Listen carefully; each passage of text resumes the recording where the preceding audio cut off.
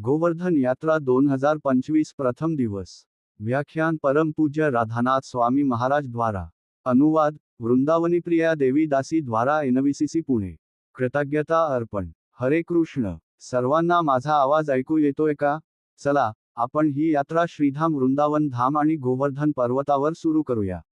मी वैयक्तिक आणि सामूहिकरित्या आमची अत्यंत प्रामाणिक कृतज्ञता अर्पण करतो परमपूज्य AC भक्तिवेदांत स्वामी प्रभुपादांना आणि ब्रह्मा मध्व गौडीय संप्रदायातील सर्व पूज्य आचार्यांना। त्यांच्या कृपेने, त्यांच्या अनुग्रहानेच वृंदावनाचे दरवाजे आपल्यासाठी खुले झाले आहेत। कल्पना करा, श्रील प्रभुपादांनी राधा दामोदर मंदिरासारखी पवित्र भूमी वृद्धावस्थेत सोडून एक अशक्य वाटणारे मिशन स्वीकारले। भगवान चैतन्य महाप्रभूंचा संदेश। भगवान चैतन्य महाप्रभूंचा संदेश असा आहे की श्रीकृष्ण श्रीमती राधाराणींच्या महाभावाच्या भावात तिच्या प्रेमाची मधुरता अनुभवतात आणि तेच प्रेम संपूर्ण जगभर प्रसारित करतात। भगवान चैतन्य महाप्रभूंच्या मिशनचा एक अतिशय आवश्यक आणि महत्त्वाचा भाग म्हणजे वृंदावनच्या लीला व महिमा प्रकट करणे, ते पुढील माध्यमांतून। परमेश्वराच्या पवित्र नामांचे कीर्तन, भक्तसंग आणि भक्तांच्या संगतीत प्रभूंच्या महिमेचे श्रवण करण्याची प्रामाणिक रुच निर्माण करणे। यापूर्वी अशा प्रकारचे दिव्य पारलौकिक शिक्षण कधीही भारताबाहेर गेले नव्हते। श्रील प्रभुपाद एकटेच त्या मालवाहू जहाजावर चढले आणि अथक परिश्रमाने संपूर्ण जगभर 12 वेळा प्रवास केला। आपल्या ग्रंथांद्वारे, आपल्या व्याख्यानांद्वारे आणि विशेषतः भक्तांना प्रेरणा देऊन व सामर्थ्य प्रदान करून त्यांनी आपल्या इतिहासात कधीही न पाहिलेले असे एक चमत्कारच घडवून आणले। 1965 साली जेव्हा श्रील प्रभुपाद न्यूयॉर्क शहरात एकटे होते, तेव्हा त्यांचे एकही अनुयायी नव्हते। त्यांच्याकडे पैसा नव्हता। ते जवळजवळ बेघर होते। त्यांना नुकतेच हृदयविकाराचे झटके आले होते आणि त्यांची प्रकृती अत्यंत नाजूक होती। तरीसुद्धा त्यांनी कधीही हार मानली नाही, कारण सर्व जीवांबद्दल त्यांची करुणा अत्यंत खोल आणि विशाल होती। श्री श्री राधा गोविंदांप्रती त्यांचे प्रेम अतिशय आनंदोन्मादपूर्ण आणि अथांग होते।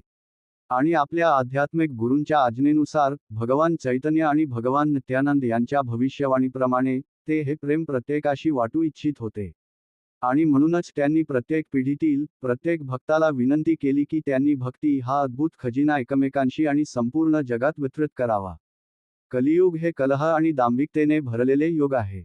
भक्तांना संकटे, दुःख, संघर्ष आणि युद्धे दिसली तरी आश्चर्य वाटत नाही, पण ते आमचे हृदय विदीर्ण करते। लोक एकमेकांना जी वेदना देतात, ते पाहून खऱ्या वैष्णवांची हृदये तुटून जातात, कारण आपण श्रीकृष्णाशी असलेले आपले शाश्वत नाते विसरलो आहे।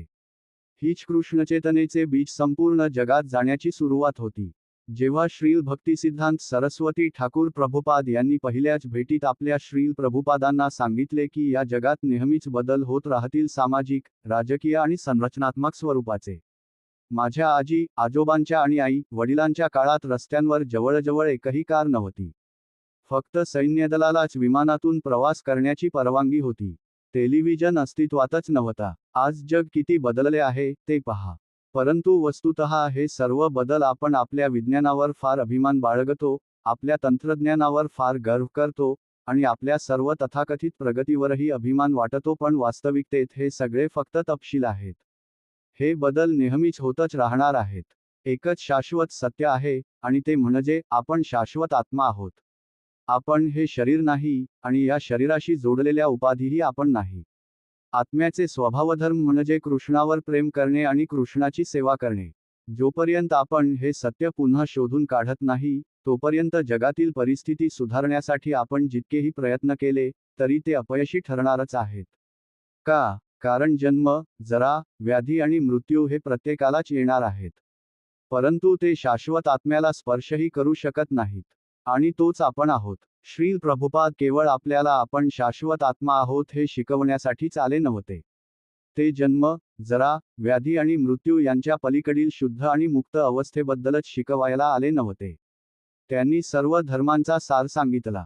देवावर प्रेम करणे, आणि ते केवळ देवावर प्रेम शिकवण्यासाठीच आले नव्हते। श्री चैतन्य महाप्रभूंनी जगाला जे दिले, ते त्यांनी आपल्याला शिकवले। असा एक वरदान, जे कोणत्याही अवताराने किंवा भगवंताच्या कोणत्याही रूपाने कधीही दिलेले नव्हते। देवाच्या प्रेमात मुक्तपणे प्रवेश, त्याच्या सर्वात व्यापक, मधुर आणि शाश्वत स्वरूपात, वृंदावन। श्रील प्रभुपाद आणि आपल्या आचार्यांप्रती कृतज्ञतेच्या भावनेतूनच आपण या यात्रेसाठी आलो आहोत। आणि खरी कृतज्ञता म्हणजे आपण जे काही प्राप्त करत आहोत आणि ज्या व्यक्तीकडून ते प्राप्त होत आहे त्याच्या प्रत्युत्तरात स्वतःला समर्पित करण्याची तयारी. इथे अनेक भक्त एकत्र जमलेले दिसत आहेत. हे पाहून श्री प्रभुपाद किती आनंदित झाले असतील आणि त्यांच्या उदार अथांग करुणेमुळे आपल्याला इथे येण्याची संधी मिळाली याची जाणीव होताच आपण किती विनम्र होतो. आपण आपली कृतज्ञता याच प्रकारे व्यक्त करतो, एकमेकांचा आदर करून, एकमेकांशी सहकार्य करून आणि प्रभूंच्या महिमेचे श्रवण उत्साहाने करून व त्यांच्या पवित्र नामांचे कीर्तन करून. आपण सर्वात पवित्र महिन्यात कार्तिक आणि सर्वात पवित्र स्थळी एकत्र आलो आहोत. श्री रूप गोस्वामी लिहितात की या संपूर्ण भौतिक अस्तित्वाच्या आणि त्यातील सर्व आनंदाच्या आश्वासनांच्या पलीकडे स्वर्गलोक आणि ब्रह्मलोकाच्याही पलीकडे ब्रह्मज्योती आहे. ब्रह्मज्योतीत मुक्त अवस्था आहे आणि त्याहून श्रेष्ठ आहे वैकुंठ जिथे भगवंतावरील शाश्वत प्रेम वसते. वैकुंठाहूनही श्रेष्ठ आहे मथुरा जिथे भगवान श्रीकृष्ण आपल्या मूळ स्वरूपात अवतरतात. मथुरेपेक्षा श्रेष्ठ आहेत वृंदावनाची 12 अरणे आणि वृंदावनाहूनही श्रेष्ठ आहे गोवर्धन जिथे श्रीकृष्ण आपल्या सर्वात आत्मीय मधुर लीला करतात. आणि या गोवर्धनातही सर्वात उच्च, सर्वात दिव्य आणि सर्वात श्रेष्ठ स्थान म्हणजे श्री राधाकुंड जिथे श्री श्री राधा गोविंद आपल्या अत्यंत गोपनीय लीला करतात. आपण प्रत्यक्षात किती दुर्मिळ भाग्य घेऊन इथे आलो आहोत.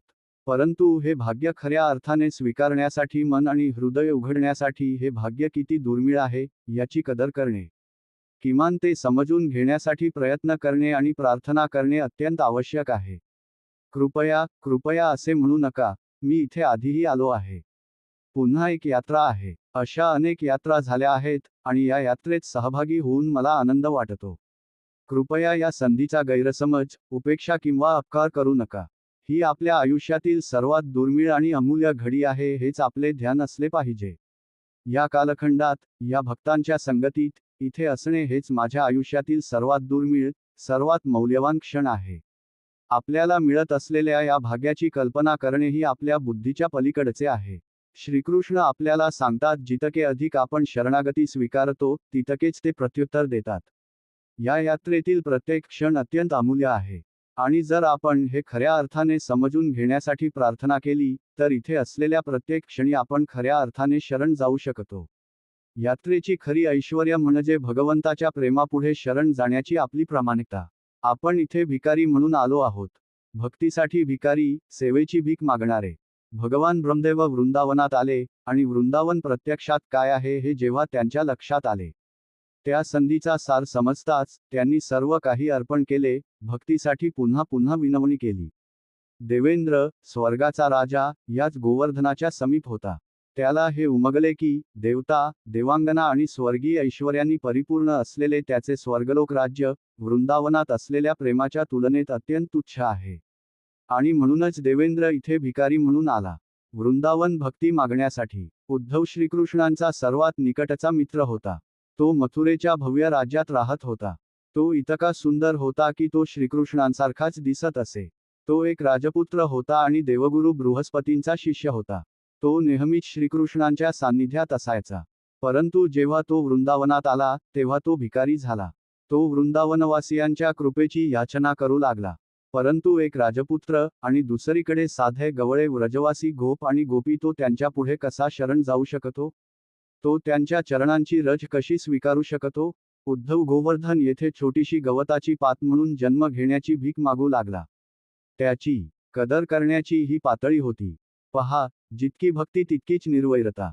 भक्ती जितकी खोल तितकी मत्सराची जागा कमी. श्रीकृष्णाने अर्जुनाला सांगितले, तुझ्यात मत्सर नाही, म्हणूनच तू हे ज्ञान समजू शकतोस. आणि शुकदेव गोस्वामींनीही महाराज परीक्षितांना हाच संदेश दिला, तुझ्यात मत्सर नाही, म्हणून तू हे उपदेश समजू शकतोस. कधीकधी आपल्या जवळ खूप काही असले की आपल्यापेक्षा अधिक असलेल्या व्यक्तीचा मत्सर वाटण्याची शक्यता अधिक असते. अधिक कौशल्य, अधिक संपत्ती, अधिक कीर्ती, अधिक यश. उद्धव मथुरा आणि नंतर द्वारकेत श्रीकृष्णांचा महान प्रेमी म्हणून प्रसिद्ध होता. श्रीकृष्ण इतर कोणाहीपेक्षा अधिक वेळ त्याच्यासोबत घालवत असत. परंतु जेव्हा उद्धव वृंदावनात आला आणि गोपिनींना श्रीकृष्णांच्या विरहात अश्रूंनी आकंठ बुडालेले पाहिले, अतिशय तीव्र प्रेमाने श्रीकृष्णात पूर्णपणे लीन झालेले पाहिले, तेव्हा त्याने मनात विचार केला, माझ्यात प्रेमच नाही, संपूर्ण जग मला महान भक्त समजत असेल, पण या व्रजवासींच्या तुलनेत माझ्यात प्रेम नाही. पण त्याने हे अंतःकरणात कसे व्यक्त केले? मत्सराने नव्हे, तर त्यांच्या प्रेमाचा उत्सव साजरा करून. त्याला त्या प्रेमाची सेवा करायची होती. मला इथे फक्त गवताची एक पात बनू द्या. उद्धव असे विचार करत नव्हता की 5000 वर्षांनंतर लोक त्याला गवताची पात म्हणून गौरवतील. तो फक्त गुप्तपणे, शांतपणे, कुणालाही कळू न देता गोपींच्या चरणरजाचा स्पर्श मिळावा म्हणून एक साधी गवताची पात होऊ इच्छित होता. इतरांच्या भक्तीची त्याने अशी कदर केली. आणि भक्त इतरांच्या भक्तीची कदर का करतो, मत्सर का करत नाही? कारण भक्ती म्हणजे श्रीकृष्णांना प्रसन्न करणे. जर कोणी श्रीकृष्णांना अद्भुत रीतीने प्रसन्न करीत असेल, आणि श्रीकृष्ण फक्त प्रेमानेच प्रसन्न होत असतील, तर खरा भक्त त्या प्रेमाचा आनंद साजरा करतो, त्याचा मत्सर करत नाही. कोणी खूप प्रेम अर्पण करून अनेक सुंदर सेवा करत असेल तर गोपींच्या अद्भुत सेवा म्हणजे गाणे गाणे, लोणी काढणे, गायांची काळजी घेणे, आणि कधी कधी लहान बाळांची देखभाल करणे. संसारिक निकषांनुसार या भव्य सेवा नव्हत्या, पण हा महान राजपुत्र ओळखू शकला की त्या सर्व सेवा शुद्ध प्रेमातून केल्या जात होत्या. आणि याच तत्वातून भगवान चैतन्य महाप्रभूंच्या शिक्षणाचा गाभा प्रकटतो. दासानुदास गोपींच्या दासांचा दास होणे. कारण हाच भाव आपल्या प्रिय प्रभूंना सर्वात अधिक आनंद देतो. आणि उद्धव महाराजांचेही तेच होते.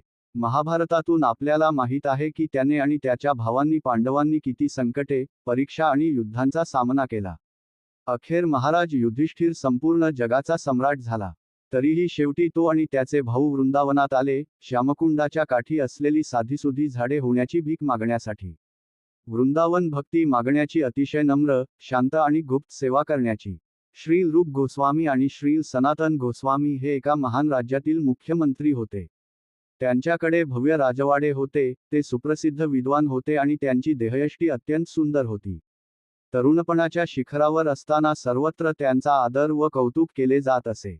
तरीसुद्धा त्यांनी सर्व काही त्यागून वृंदावनात भिक्षुक म्हणून जीवन स्वीकारले. खऱ्या अर्थाने मधुकरी करून जीवन जगत. ते व्रजवासियांनी टाकून दिलेल्या कापडांपासून शिवलेली कौपीन परिधान करत, घरोघरी जाऊन हरभरे किंवा भाकरी मागत आणि दररोज रात्री झाडाखाली झोपत. श्री रघुनाथ दास गोस्वामी, असीम संपत्ती, सत्ता आणि प्रभाव यांचा एकमेव वारस मानवाला आकर्षित करणाऱ्या सर्व भौतिक गोष्टींचा स्वामी त्यांनी सुद्धा सर्व काही पूर्णपणे त्यागले. गोस्वामींना सर्व गोष्टी सहज उपलब्ध असू शकत होत्या, पण ते वृंदावनात भिकारी म्हणून आले.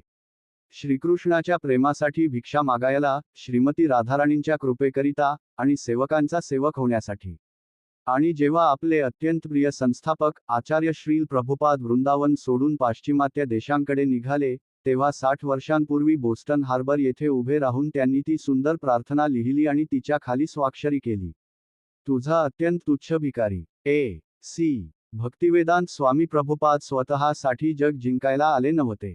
ते श्रीकृष्णाकडे भिक्षा मागत आले होते. सेवा करण्याची संधी मागण्यासाठी आणि ही तेजस्वी दिव्य संदेश जगभर पोहोचवण्यासाठी. भगवान चैतन्य महाप्रभूंच्या लीलामध्ये सुबुद्धीराय नावाचे एक भक्त होते. एकेकाळी ते अत्यंत संपन्न आणि राजकीयदृष्ट्या प्रभावशाली व्यक्ती होते, परंतु जीवनातील उलथापालथीमुळे समाजाने त्यांना नाकारले. मोठमोठ्या ब्राह्मणांनी आणि ज्योतिषांनी त्यांना सांगितले की त्यांच्यासाठी आता काहीच उपाय नाही, त्यांना जीवन संपवावे लागेल आणि दुसरा जन्म घ्यावा लागेल. पण भगवान चैतन्य महाप्रभूंनी त्यांना सांगितले, सर्व काही सोडून दे, वृंदावनात जा आणि तिथल्या भक्तांची सेवा कर. श्रीकृष्णाचे स्मरण कर, त्याच्या पवित्र नामांचे कीर्तन कर, आणि सदैव आनंदी राहा. मोठ्या संपत्ती आणि सत्तेच्या शिखरावरून सुबुद्धीराय वृंदावनाच्या अरण्यात अत्यंत विनम्र सेवक बनले. ते काठ्या गोळा करत, त्या विकत बंगाली भक्तांच्या मालिशसाठी मोहरीचे तेल विकत घेत. जे थोडेफार मिळे, त्यातून भक्तांसाठी तांदूळ खरेदी करून स्वयंपाक व सेवा करण्याची व्यवस्था करत. वृंदावनाच्या अरण्यात लोकांना मार्गदर्शन करायला त्यांना अत्यंत प्रेम वाटे.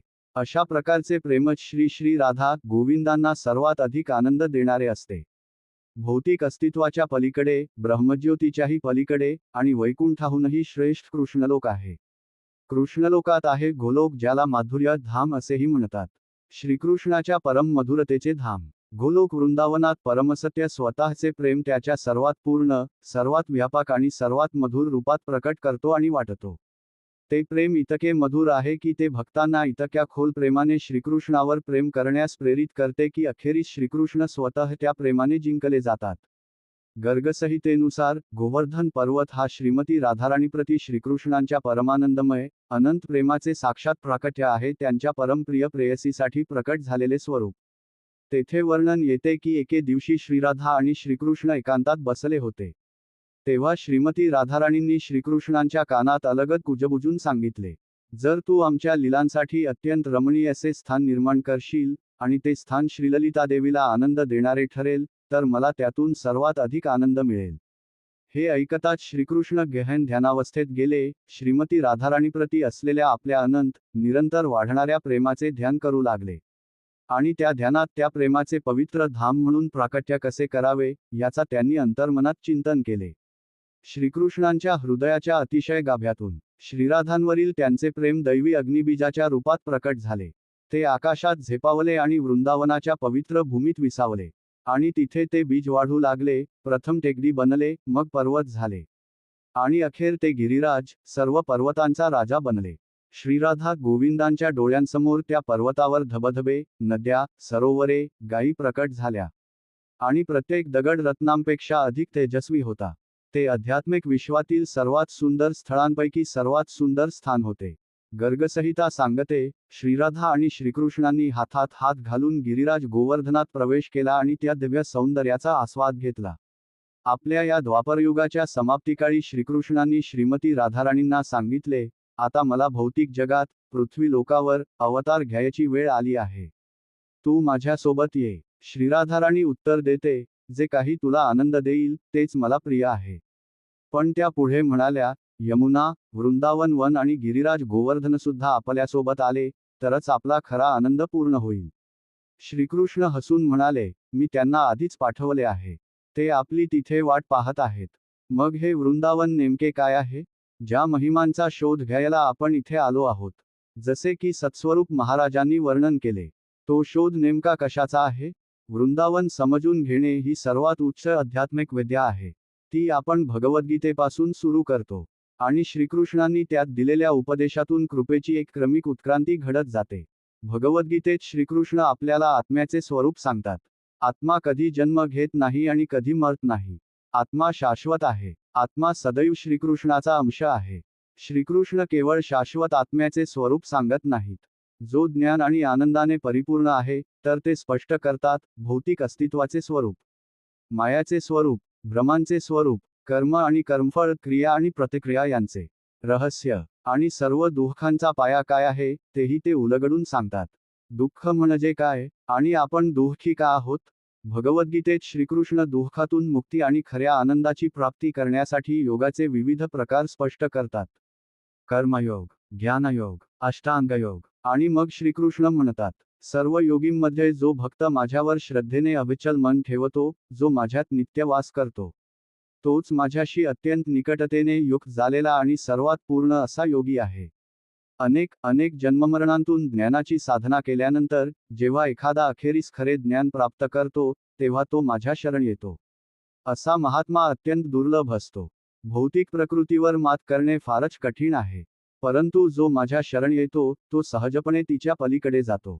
आणि मग श्रीकृष्ण आपले स्वरूप उलगडून सांगतात, संपूर्ण भौतिक आणि आध्यात्मिक विश्व माझ्यापासूनच प्रकट झाले आहे. हे जे ज्ञानी यथार्थपणे जाणतात, ते संपूर्ण हृदयाने माझी उपासना करतात.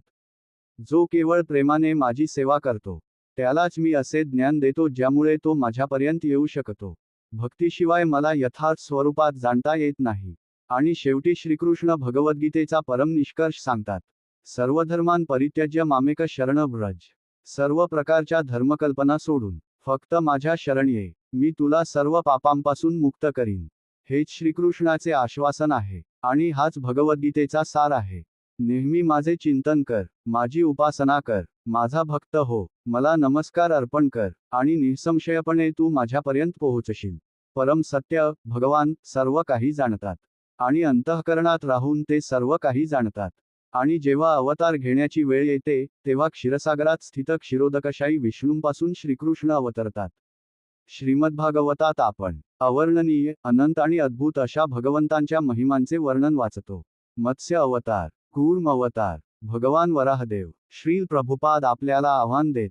तुम्ही म्हणता देव महान आहे, पण श्रीमद्भागवत आपल्याला दाखवते देव किती महान आहे याची प्रत्यक्ष उदाहरणे. कधी कधी आपल्याला असे वाटते की हे फक्त पुराणकथा आहेत किंवा फक्त प्रतिकात्मक शिकवण आहे. एका पातळीवर त्यातून शिकवण मिळत असेल तर ते ठीक आहे, पण जर आपल्याला प्रभूंच्या प्रति प्रेमाने पूर्ण शरणागती स्वीकारायची असेल तर आपल्याला त्यांच्या अचिंत्य अकल्पनीय आणि अमर्याद शक्तींची कदर करावीच लागेल. भगवान वराहदेव वराहाच्या रूपात अवतरले आणि आपल्या दातांवर संपूर्ण पृथ्वी धारण केली. किती महान पराक्रम. आणि त्यानंतरच्याच अवतारात ते भगवान नरसिंहदेव रूपात प्रकट झाले.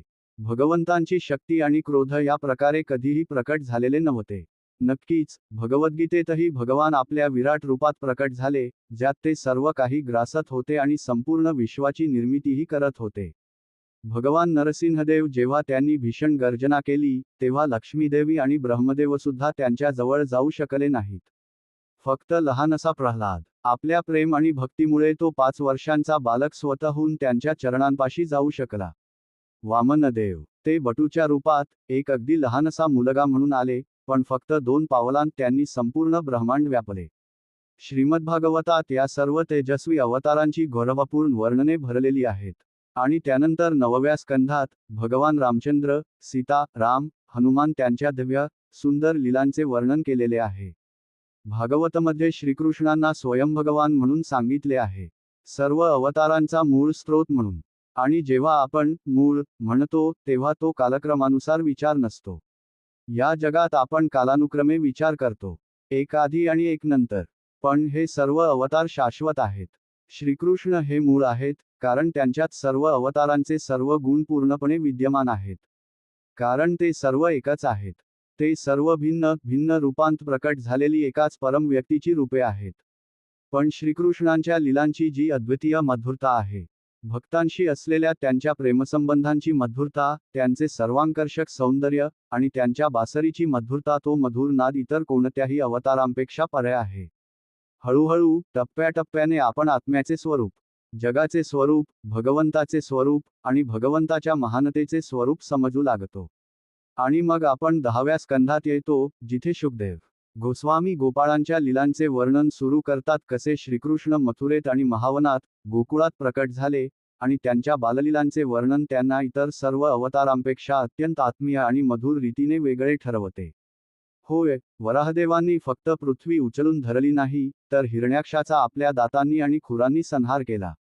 नरसिंहदेवांनी आपल्या नखांनी, रामचंद्रांनी आपल्या बाणांनी, परशुरामांनी आपल्या परशुने. पण जेव्हा श्रीकृष्णांचा जन्म नुकताच झाला होता तेव्हा पुन्हा इतर अवतारांनी ज्यांच्याशी युद्ध केले त्या राक्षसांइतकीच शक्तिशाली त्यांना मारण्यासाठी आली. तेव्हा श्रीकृष्ण केवळ काही दिवसांचे बालक होते. ते वाढले नव्हते, त्यांच्याकडे कोणतेही शस्त्र नव्हते. ती सुंदर स्त्रीचे रूप घेऊन दूध पाजण्याच्या बहाण्याने आली. ते दूध घातक विषाने भरलेले होते आणि श्रीकृष्णांनी आपल्या चिमुकल्या कोवळ्या हातांनी तिला फक्त घट्ट धरले आणि दूध पिताना तिचे प्राणच शोषून घेतले. ना त्यांनी रूप बदलले, ना कोणते शस्त्र वापरले, आणि हे सर्व त्यांनी अशा प्रकारे केले की वृंदावनातील कुणालाही ते भगवान आहेत असे वाटलेच नाही. लोकांनी फक्त त्यांचे सौंदर्य आणि निरागस बालभाव पाहिला आणि त्या प्रेमात ते पूर्णपणे बुडून गेले. कोणीही त्या पलीकडे विचार करू शकला नाही.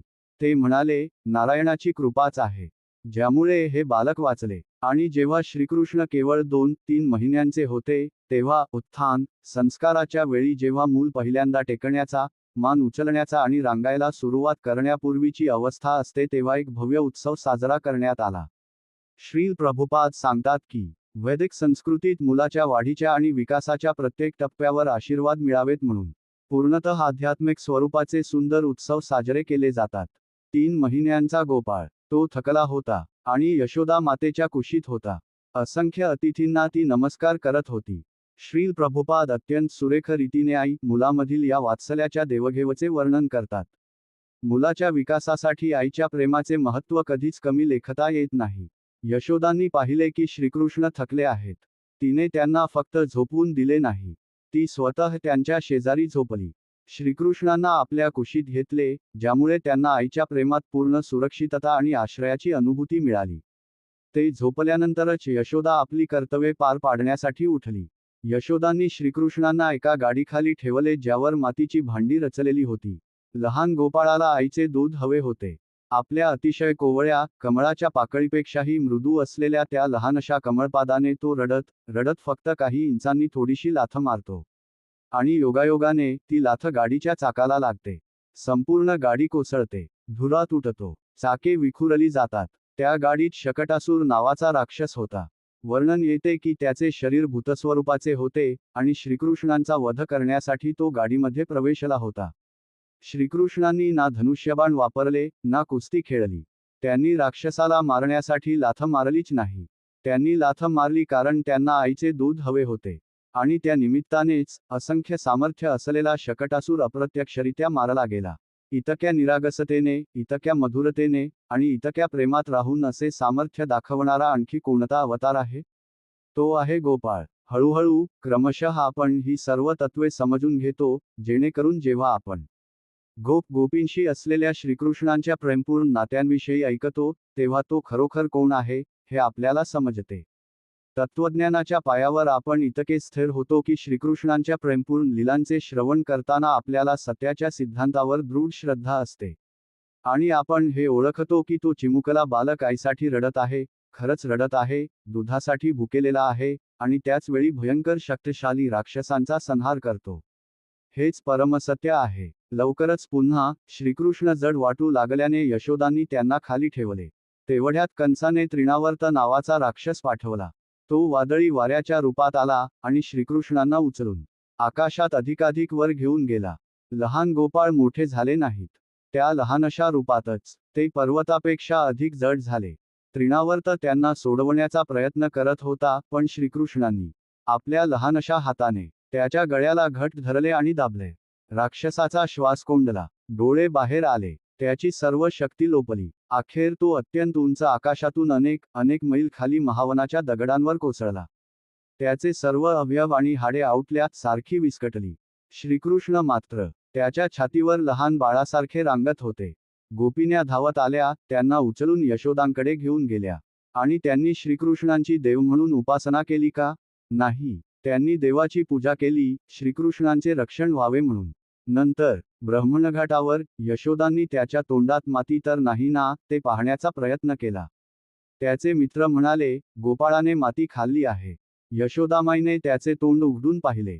आणि तिला त्याच्या मुखात संपूर्ण विष दिसले. पर्वत, महासागर, ग्रह आणि सर्व जीवजंतू. गोपाळाच्या तोंडात विष लहान झाले नव्हते. गोपाळाचे तोंड मोठे झाले नव्हते. हे कसे शक्य आहे? हेच खरे ज्ञान आहे. जेव्हा भगवंतांविषयीचे आपले ज्ञान परमसत्याच्या अचिंत्य, अकल्पनीय स्वरूपावर आपली श्रद्धा दृढ करते, तेच यथार्थ ज्ञान असते. आणि ते ज्ञान श्रीकृष्णांच्या लीलांमध्ये आपल्या सर्वोच्च परिपूर्णतेपर्यंत पोहोचते. मी नुकतेच श्रील प्रभुपादांचे एक दीक्षा प्रवचन ऐकत होतो, ज्यात ते पवित्र नामाच्या 10 अपराधांचे वर्णन करत होते. पहिल्याच अपराधात महान भक्तांची निंदा करू नये. श्रील प्रभुपाद सांगतात की सर्व धर्मांचे संस्थापक, संत आणि साधू हे सर्व प्रभूंचे महान भक्त आहेत. त्यांची कधीही अवहेलना करू नये. त्यांच्याविरुद्ध कधीही बोलू नये. इतक्या सखोल श्रद्धेसह इतकी व्यापक स्वीकारशीलता कशी शक्य आहे? हा आहे श्रीकृष्ण. श्रीकृष्णांमध्ये इतर सर्व अवतार सामावलेले आहेत. भक्तीमध्ये योग आणि धर्माच्या प्रत्येक पायरीचा समावेश आहे. पण भक्ती या सर्वांच्या पलीकडेही जाते. होय. जेव्हा आपण ऐकतो की लहान गोपाळाच्या तोंडात संपूर्ण विष सामावलेले होते, तेव्हा आपण याला कल्पनाच मानत नाही. जितके अधिक अचिंत्य, तितकीच आपली श्रद्धा अधिक प्रेरित होते. पौगंडवयातील श्रीकृष्ण किती अद्भुत आहेत. साख्य रसात मित्रांसोबत खेळणारा श्रीकृष्ण ते त्यांना देव म्हणून पाहत नाहीत. तो फक्त त्यांचा सर्वात प्रिय, प्रेमळ मित्र असतो. गवळे मुलं कधीही, क्षणभरही श्रीकृष्णांच्या आनंदासाठी आपल्या प्रेमभावनेपासून दूर जाऊ शकत नाहीत. श्रीकृष्णांना प्रसन्न करण्यासाठी ते खेळ खेळतात, कुस्ती करतात, आणि कधी-कधी त्यांना हरवतातही. ही तत्त्वे समजल्याशिवाय आपण गोपींच्या, श्रीकृष्णांच्या प्रेयसींच्या प्रेमाची खरी कदर करू शकतो का? शास्त्रे आणि आचार्य ठामपणे सांगतात की गोपींचे प्रेम दैवी प्रेमाच्या सर्व अभिव्यक्तींमध्ये सर्वात शुद्ध, सर्वात व्यापक आणि सर्वात परिपूर्ण आहे. श्री विश्वनाथ चक्रवर्ती ठाकूर सांगतात की श्रीकृष्ण महावनात 3 वर्षे 4 महिने राहिले. नल कुबेर आणि मणिग्रीव यांना उद्धार दिल्यानंतर ते महावन सोडून यमुना ओलांडून छटिकरा, काम्यवन आणि वृंदावनातील अन्य अरण्यात राहू लागले जोपर्यंत श्रीकृष्ण 6 वर्षे 8 महिने वयाचे झाले. त्यानंतर श्रीकृष्ण आणि बलराम नंदग्रामात राहिले, तोपर्यंत की श्रीकृष्ण 10 वर्षे 8 महिने वयाचे झाले. आणि त्याच वेळी अक्रूर आले आणि श्रीकृष्ण व बलरामांना यमुना ओलांडून मथुरेला घेऊन गेले. श्रीकृष्ण मथुरेत 28 वर्षे 4 महिने राहिले.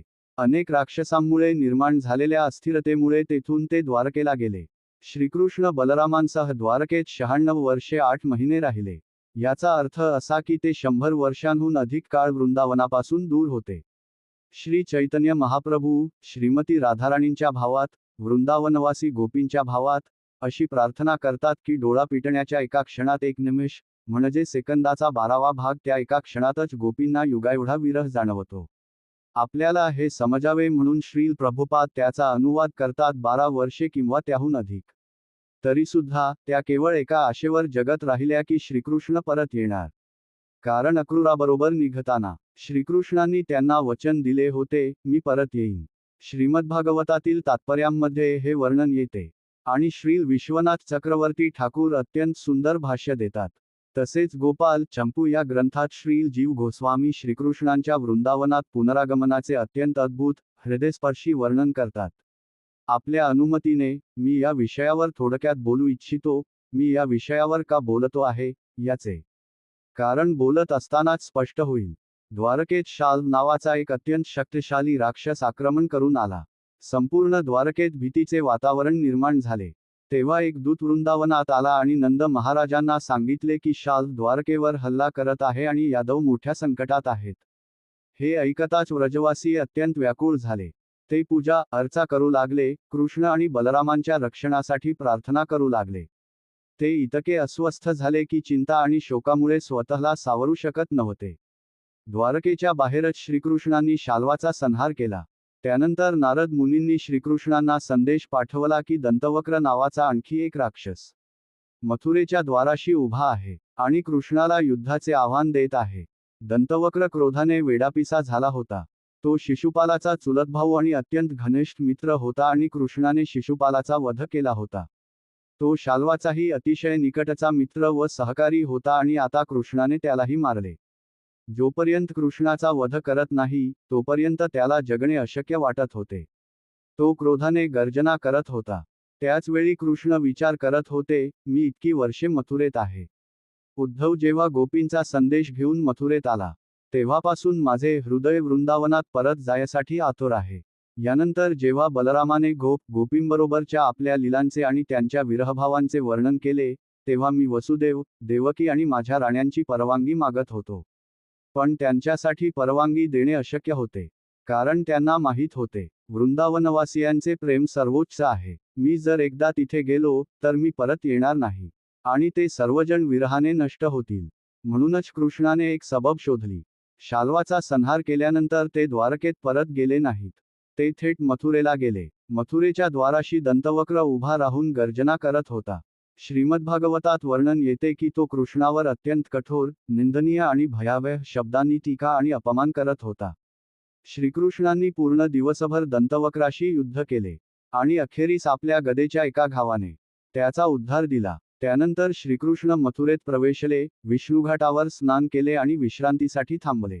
इथे त्यांना वृंदावन अतिशय जवळ असल्याची अनुभूती होत होती.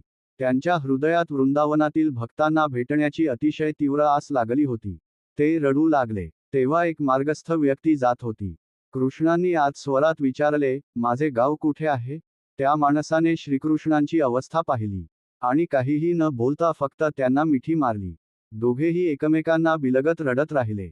श्रीकृष्णांचा सारथी दारुक यमुना ओलांडून गेला आणि जेव्हा ते व्रजभूमीत प्रवेशले, तेव्हा श्रीकृष्णांनी आपला पांचजन्य शंख मोठ्या स्वरात फुंकला. तोच श्वास जो बासरीतून मधुर गीत प्रवाहित करतो, आज तोच श्वास शंखनादातून गुंजत होता. श्रीकृष्णाच्या हृदयातील ते प्रेम हृदयाच्या गाभ्यातून उगवणारे श्वासात येत होते आणि मग बासरीतून एक सुंदर गीत बनून प्रकट होत होते. व्रजवासियांनी पांचजन्य शंखनाद यापूर्वी कधीही ऐकला नव्हता. पण जेव्हा त्यांनी तो शंखनाद ऐकला, तेव्हा त्यांनी त्यात श्रीकृष्णाचे प्रेम ओळखले. जो प्रेमभाव बासरीतून त्यांना आकृष्ट करत होता, तोच प्रेमभाव आता शंखनादातून प्रकट होत होता. व्रजवासी 100 वर्षांहून अधिक काळ श्रीकृष्णाच्या विरहात होते. उद्या आपण व्रज भूमीत दीपावली साजरी करत आहोत. दीपावली म्हणजे तो दिवस ज्या दिवशी यशोदामातेने आपल्या प्रेमाच्या दोऱ्यांनी श्रीकृष्णांना बांधले. आणि इथे गोवर्धनात दीपावली हा तोही दिवस आहे ज्या दिवशी श्रीकृष्णांनी नंद महाराज, यशोदा माते आणि सर्व व्रजवासियांना मानसी गंगा ही स्वयं गंगादेवी आहे हे प्रकट करून दाखवले. या दिवशी गंगादेवीने सर्व व्रजवासियांना दर्शन दिले. म्हणूनच उद्या संध्याकाळी हजारो 10,000 दीप अगदी दीपावलीच्या तेलदिव्यांप्रमाणे मानसी गंगेच्या पायऱ्या, काठ आणि घाट प्रकाशमान करतील. वृंदावनात गंगेला प्रकट करण्याच्या श्रीकृष्णांच्या शक्तीच्या स्मरणार्थ. परंतु संपूर्ण भारतात आणि जगभर दीपावली विशेषतः भगवान रामचंद्र अयोध्येत परत आल्याच्या दिवसासाठी प्रसिद्ध आहे. आपण 14 वर्षांच्या विरहाच्या असंख्य कथा सांगतो. कौसल्या माता आणि अयोध्येतील सर्व निवासी रामविरहात एक क्षणही त्यांच्यासाठी 12 वर्षांइतका किंवा त्याहून अधिक दीर्घ वाटत होता. आणि शेवटी आपल्या प्रेमाच्या दीपांनी रामचंद्रांचे अयोध्येत स्वागत केले. तो क्षण किती अद्भुत होता. तो विरह होता 14 वर्षांचा. परंतु श्रीकृष्ण 100 वर्षांपेक्षा अधिक काळ वृंदावनातून दूर होते. आणि व्रजवासियांचे प्रेम अयोध्यावासियांच्या प्रेमापेक्षाही अधिक तीव्र, अधिक उत्कट होते. जेव्हा श्रीकृष्णांनी आपला शंख फुंकला आणि पूर्णपणे अनपेक्षितपणे व्रजवासियांनी ओळखले, श्रीकृष्ण परत आले आहेत. श्री जीव गोस्वामी या शंखनादाची तुलना करतात. व्रजवासियांना बोलावणाऱ्या त्या मधुर नादाची 100 वर्षांच्या दुष्काळानंतर पडलेल्या पहिल्या पावसाच्या सरींशी. विरहामुळे व्रजवासियांची शरीरे, मन, हृदय सर्व काही सुकून चालले होते. त्यांना जिवंत ठेवणारी एकमेव गोष्ट म्हणजे श्रीकृष्ण परत येतील ही आशा, कारण त्यांनी वचन दिले होते. सर्वजण धावत आले आणि लोहनवन येथे व्रज भूमीतील 12 वनांपैकी एका वनात श्रीकृष्णांनी त्यांना भेट दिली. श्री जीव गोस्वामी सांगतात की 100 वर्षांच्या विरहानंतर जेव्हा त्यांनी पहिल्यांदा आपल्या प्रिय गोविंदांचे दर्शन घेतले, तेव्हा ते प्रेमाने पूर्णपणे भरून गेले. ते स्तब्ध झाले. खरंच त्यांच्या शरीराचा प्रत्येक अवयव त्या प्रेमाच्या आनंदाने थिजून गेला. त्यांना पाहून श्रीकृष्णही स्तब्ध झाले. व्रजवासियांना भेटण्यासाठी श्रीकृष्णांची जी आतुरता होती, तिच्याशी तुलना करू शकेल अशी एकमेव गोष्ट म्हणजे व्रजवासियांची श्रीकृष्णांना भेटण्याची आतुरता. कोणी बोलू शकले नाही, कोणी हालचाल करू शकले नाही. प्राणी, पक्षी सर्वजण स्तब्ध झाले. असं वर्णन आहे की संपूर्ण वृंदावनात ना हालचाल होती ना आवाज, फक्त प्रेमात पूर्ण तल्लीनता होती. काही वेळानंतर नंद महाराज आणि वृद्ध गोप कपेत होत रडू लागले. नंद महाराज श्रीकृष्णांच्या दिशेने धावले. हे पाहून श्रीकृष्ण आपल्या समाधीतून बाहेर आले आणि नंद महाराजांकडे धावले. नंद आणि गोपाळ एकमेकांकडे धावत आहेत. आणि हा श्रीकृष्ण जो यदुनाथ आहे, ज्याच्या 16,108 राण्या आहेत, प्रत्येकी 10 मुले आणि त्यांना 10 नातवंडे, ज्याने जगातील सर्वात पराक्रमी राक्षसांचा संहार केला आहे, जो द्वारकाधीश आहे, तोच श्रीकृष्ण व्रजवासियांच्या प्रेमामुळे पूर्णपणे गहिवरून पुन्हा फक्त गोपाळ झाला. आणि तो नंद महाराजांच्या कुशीत उडी मारतो. तेव्हा संपूर्ण वृंदावनातून आनंदाचा प्रचंड जयघोष झाला. कृष्ण घरी परत आले. श्रीकृष्णांनी व्रजधामातील प्रत्येक व्रजवासियांशी समान वेळी प्रेमाने संबंध जोडले. ज्येष्ठांच्या चरणांची धूळ घेतली, ते त्यांना उचलून प्रेमाने कवटाळू लागले. मित्रांसोबत ते फक्त मिठ्या मारत, हसत, सुंदर आठवणी सांगत राहिले. गोपींनी श्रीकृष्णांकडे पाहिले आणि त्यांच्या मधुर हास्याने त्यांच्या सर्व कामना तृप्त झाल्या. हृदयाच्या गाभ्यात श्रीकृष्ण प्रत्येक गोपीबरोबर सर्वात खोल, सर्वात मधुर आणि अद्वितीय प्रेमाची देवघेव करत होते. श्रीकृष्ण सर्व गायींना वाकून नमस्कार करतात, प्रत्येक गायीला मिठी मारतात. गायी आनंदात त्यांच्या भोवती फेर धरतात, मोठ्या आनंदाने हंबरतात. श्रीकृष्ण प्रत्येक गायीला तिच्या नावाने हाक मारतात. ते प्रत्येक गायीसाठी विशेष अशी बासरीची धून वाजवतात. आणि प्रत्येक गाय विचार करते, कृष्ण फक्त माझ्यासाठीच ही धून वाजवत आहेत. हरिणे, जंगलातील सर्व प्राणी सर्वांवर श्रीकृष्ण आपले प्रेम दर्शवतात. ते घरी आले होते. श्री जीव गोस्वामी पक्ष्यांचे वर्णन अतिशय सुंदरपणे करतात. पक्षी आकाशात उडत होते आणि श्रीकृष्णांवरील प्रेमामुळे ते स्तब्ध झाले. पखांज हलवू शकत नव्हते, पण ते पडले नाहीत. तत्वज्ञानातील शब्द ते आकाशात स्थगित झाले होते. हजारो हजार पक्षी प्रेमाच्या आनंदाने स्तब्ध झाले होते. श्रीकृष्णांनी वर पाहिले, ते दृश्य अत्यंत सुंदर होते, कारण त्या पक्ष्यांचे रंग इतके विविध होते. मग श्रीकृष्णांनी प्रत्येक पक्ष्याकडे अशा नजरेने पाहिले, की प्रत्येक पक्षी विचार करू लागला, कृष्ण फक्त माझ्याकडेच पाहत आहेत. आणि ते पुन्हा उडू लागले, पंख फडफडवू लागले, आनंदाने गाणी गाऊ लागले. प्रत्येक पक्षी विचार करत होता, कृष्ण माझ्याबरोबर आकाशात गात आणि नाचत आहेत. जणू आकाशात पक्ष्यांसोबतची एक रसिक लीला घडत होती. ही आहे श्रीकृष्णांच्या कटाक्षाची शक्ती. ही दिव्य लीला पाहून पूर्णमासी वृंदावनातील योगमाया शक्ती आपले शिष्य वृंदा आणि नंदीमुखी, आपली नाथ आणि मधुमंगल यांच्यासह गोपाळाच्या या आगमनासाठी सर्व सुंदर व्यवस्था करू लागली. तिने श्रीकृष्णांना एका झाडाखाली बसवले आणि पूर्णमासीने श्रीकृष्णांना सांगितले, तू वृंदावन का सोडून अक्रूराबरोबर गेलास? कारण कंस त्या भयंकर कुस्ती आणि राक्षसांसाठी श्रीकृष्णांना बोलावत होता. श्रीकृष्ण केवळ 10 वर्षे 8 महिन्यांचे होते. यशोदा माता अजूनही विचार करत होती, मी दररोज कृष्णाला खाऊ दिला नाही तर तो मरेल. नंद महाराज अजूनही विचार करत होते, मेघगर्जना आणि विजेमुळे कृष्ण घाबरतो. मी त्याला धीर दिला नाही तर तो भयभीत होईल. आणि तरीही तो अक्रूराबरोबर निघून गेला कंस, जरासंध आणि विश्वातील बलाढ्य राक्षसांना सामोरे जाण्यासाठी. पूर्णमासी म्हणाली, तू निघून गेलास तेव्हा व्रजवासियांनी जे काही होते त्यांची संपत्ती, त्यांची हृदय सर्व काही तुझ्या रक्षणासाठी प्रार्थनेत अर्पण केले. आणि जेव्हा व्रजवासियांना हे समजले की तू शाल्वाशी युद्ध करत आहेस, तेव्हा त्यांनी जे काही उरले होते तेही सर्व अर्पण करून टाकले. आता प्रत्येक व्रजवासी संपूर्णपणे रिकाम्या हाताचा झाला आहे, कोणाकडेही संपत्ती उरलेली नाही. संपूर्ण व्रज धाम दारिद्र्यात आहे. का? कारण 100 वर्षांच्या विरहानंतरही प्रत्येक क्षणी ते फक्त श्रीकृष्णाच्या रक्षणाचाच विचार करत होते. असे प्रेम, हे ऐकून आणि ही परिस्थिती पाहून श्रीकृष्णांचे अश्रू वाहू लागले. त्यांनी आपला सारथी दारुक याला बोलावले आणि सांगितले, व्रजवासियांना देण्यासाठी माझ्यासाठी दागिने आणि वस्त्रे घेऊन ये. श्रीकृष्ण प्रत्येक व्रजवासीला अतिशय सुंदर भेटवस्तू देऊ लागले. त्या देणग्यांचा पुरवठा अमर्याद होता. तो रथ काही फार मोठा नव्हता. तरीही जितके जितके कृष्ण देत होते, तितका तितका तो रथ दागिने, वस्त्रे आणि संपत्तीने अधिकाधिक भरत जात होता. आणि अशा प्रकारे व्रजवासियांनी जे काही कृष्णासाठी दिले होते, कृष्णांनी ते सर्व आणि त्याहून अधिक प्रचंड प्रेमाने त्यांना परत दिले. ही लीला फळविक्रेत्याच्या सुंदर कथेसारखीच आहे. दारुक आश्चर्यचकित झाला. तो जे पाहत होता त्यावर त्याचा विश्वासच बसत नव्हता. आणि आपण या सुंदर लीलेच्या अजून अधिक खोलात प्रवेश करतो. श्रीकृष्णांनी पाहिले की गोप, गोपी, वासरे, गायी प्रत्येकजण अगदी त्याच वयाचा, त्याच स्वरूपाचा आणि त्याच स्वभावाचा आहे जसा तो अक्रूराबरोबर निघून गेला त्या दिवशी होता. आणि त्यांच्या प्रेमाला प्रत्युत्तर म्हणून श्रीकृष्ण स्वतःही वृंदावनवासियांना अगदी त्याच वयात, त्याच स्वरूपात आणि त्यांच्या मध्ये गोपालरूपात प्रकट झाले. वृंदावनवासियांच्या विरहात या अनेक दशकांमध्ये 100 वर्षांहून अधिक काळ श्रीकृष्ण त्यांच्याच चिंतनात अतिशय स्नेहाने तल्लीन होते. आणि तो स्नेह वृंदावनातील प्रत्येकाला आणि संपूर्ण वृंदावनाला काळाच्या प्रभावापासून रक्षण करत होता.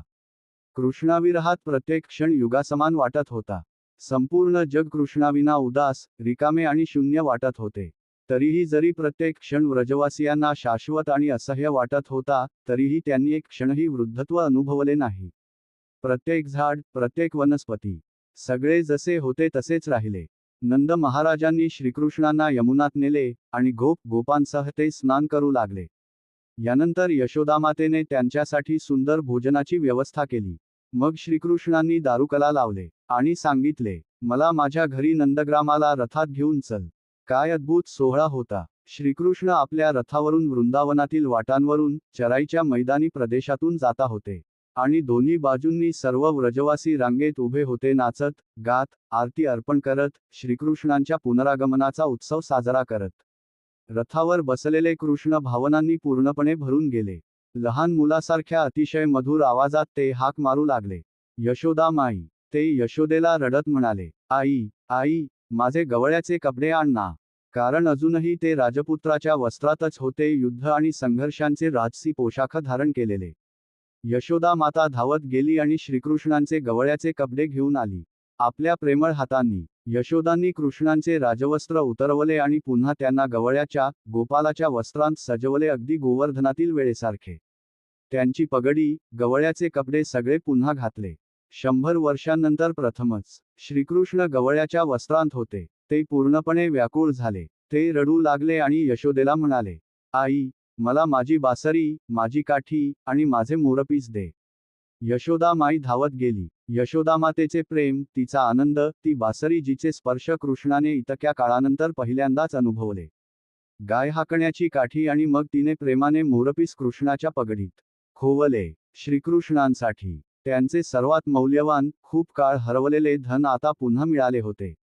श्रीकृष्ण अगदी त्याच स्वरूपात आणि त्याच भावात होते जशा अवस्थेत ते अक्रूराबरोबर वृंदावन सोडून गेले होते.